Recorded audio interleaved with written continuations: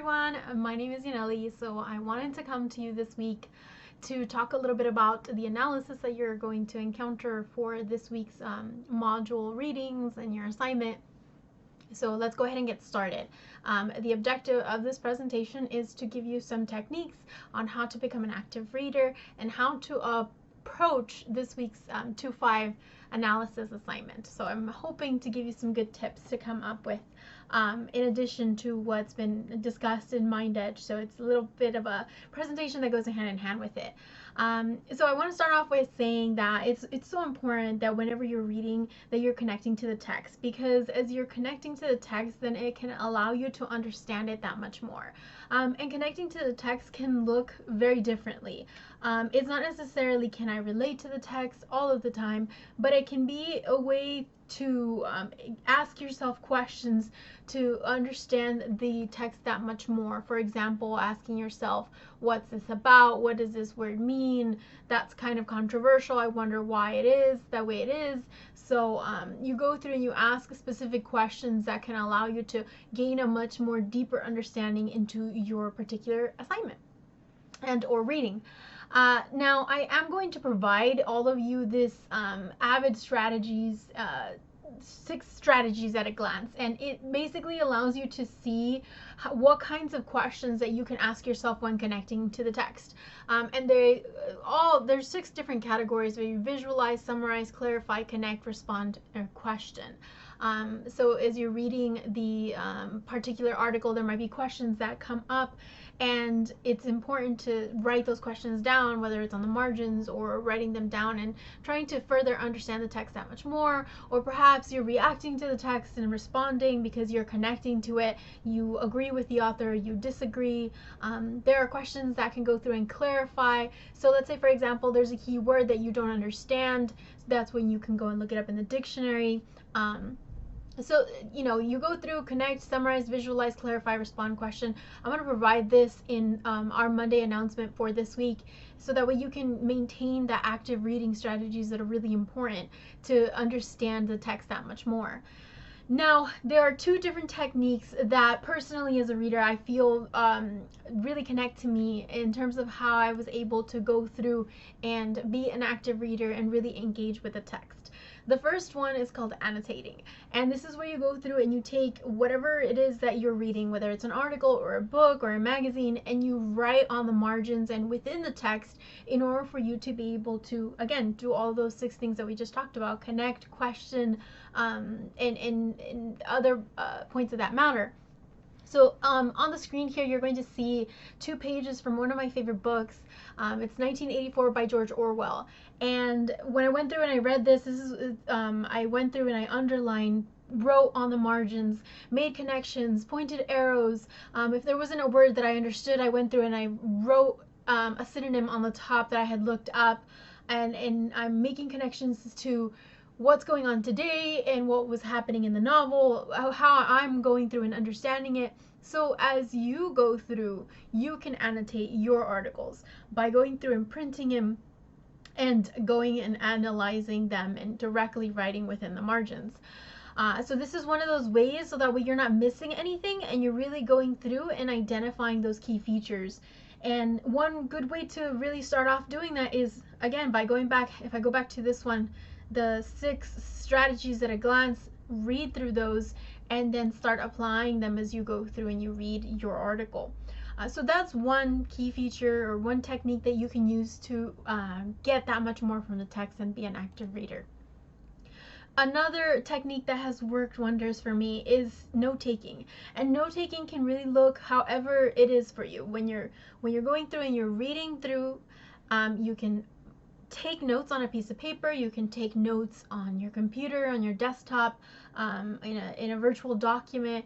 The notes can be however you want, as long as you're going through and you're, again, making those connections, trying to understand and clarify the text that much more, so that way you're not just reading the entire essay or article or book and not really grasping anything from it. But going through and note-taking, it allows you to jot down those key points that are standing out to you in terms of the 6 strategies at a glance. Now, the note taking is very similar to what you would be doing in the book with annotating, but obviously you're not going through and annotating the book or article, so all of those would reflect in a note taking aspect. One strategy in terms of organizing my note taking was the Cornell note taking method, and this is the one that you see on the screen. Now this is where you break down in almost like a T-chart fashion, and you put key points, prompts. You can draw doodles, you can put key dates, anything along those lines that are key points or terms. And then on the right side, you go through and expand on your notes, provide a little bit more detail as to how you're going through and responding to it. You can even add a summary if you want to. I do have two templates. One is going to be that doesn't have lines.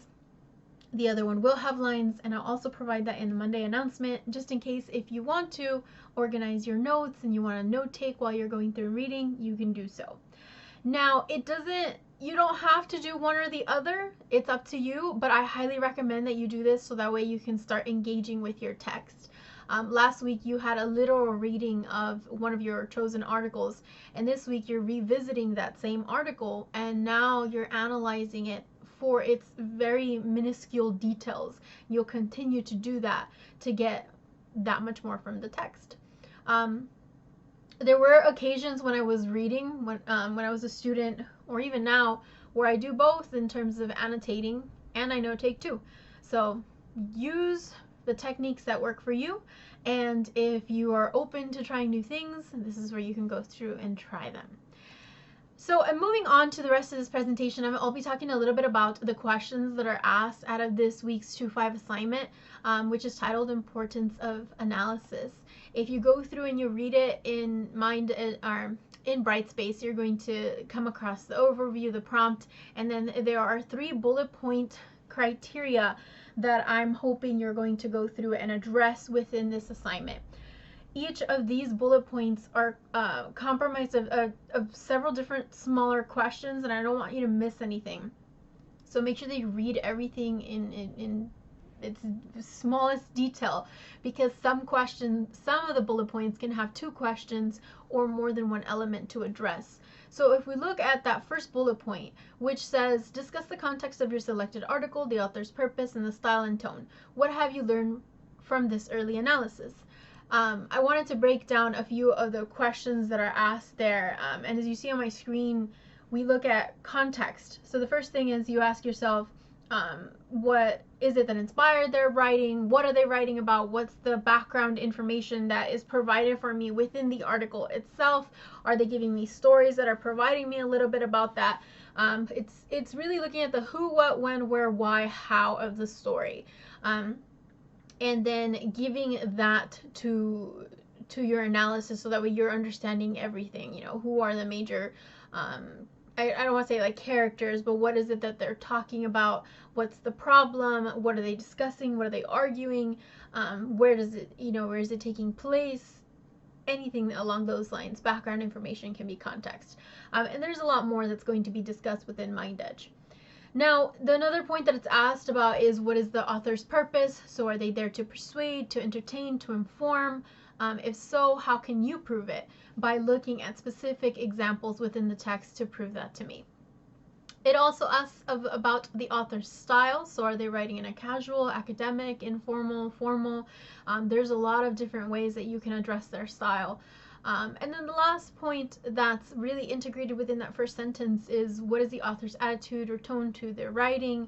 Is it positive, negative? What words or phrases are they using where you can say, this is the reason why it's got a very negative tone? Support your stance to everything that you're going through and saying.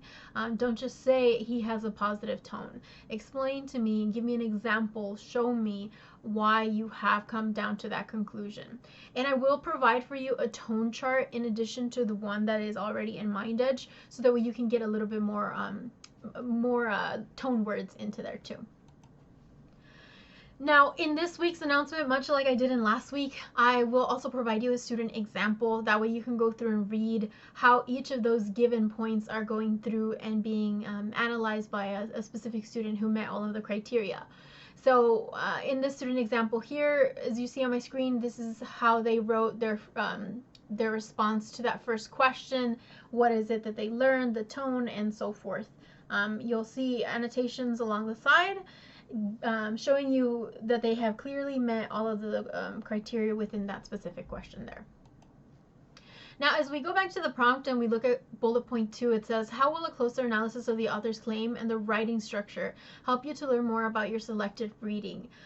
What I wanted to provide for this one here is to really look at, and that keyword is and. So I don't want you to just tell me how the author's claim teaches me more about their writing, but I also want you to tell me how their writing structure also allows you to learn more about their writing. So make sure that you are balancing both of those, with the writing structure, that's why it's bolded in the question. Are they going through and using a compare and contrast, or maybe perhaps they're using personal experiences to explain it, and so that's the way that it's structured. Is it a beginning, middle, and end? What is it that is standing out to you about the writing structure in terms of giving you more of an understanding to what they're trying to argue or explain or inform, or whatever it is that their purpose is. Now, the last question is talking about the effectiveness or ineffectiveness of the writing, and it also asks you to go through and explain what led you to the conclusion. Did the author meet their purpose, or maybe they didn't, or maybe you saw a little bit of both? What is it that spoke out to you? And this is purely based off of your opinion. You go through and you look at it and say, was I convinced, or was I fully informed? And if so, these are the reasons why. So just make sure that, again, when you're going through and you're saying it's ineffective, give the reasons. If it's effective, give your support too. Now, if we go back to, I'm going to go back really quick to over here, keep referencing that prompt. It's always so important to make sure you're checking everything off. It says that in total, the reflection should be 3 fully developed paragraphs, which are 5 to 8 sentences each in length, and consider 1 section per paragraph. And then remember to refer to the rubric, so that way you are fulfilling the assignment requirements. Within the assignment instructions, it also asks you to make sure that you're using MLA or APA format. And within last week's Monday announcement, I went through and I provided you several different sources with how to go through and utilize these 2 formats. We are going to use them later. You will be fully graded on them later on in the term. So I want you to start really practicing with these smaller assignments. That way when you get to your essay, you already know more about how to format an MLA or APA. The announcement that I'm providing today, so Monday's class, is also going to include the same content from last week, which is my guidance presentation that breaks everything down for the MLA and APA. And this is just a brief overview, but it's a really good, concise one. I'm also including the Shapiro link that I'm including in my assignment, and then 2 different templates. One is MLA and one is APA. You can start writing directly on there, and that way you know that everything is formatted accordingly. So that is pretty much it for those. Again, make sure you're double checking your rubric, that you are hitting each of the criteria there, the length, the format, that you're answering all of the questions. And then if you have any questions, feel free to email me and I will be happy to help.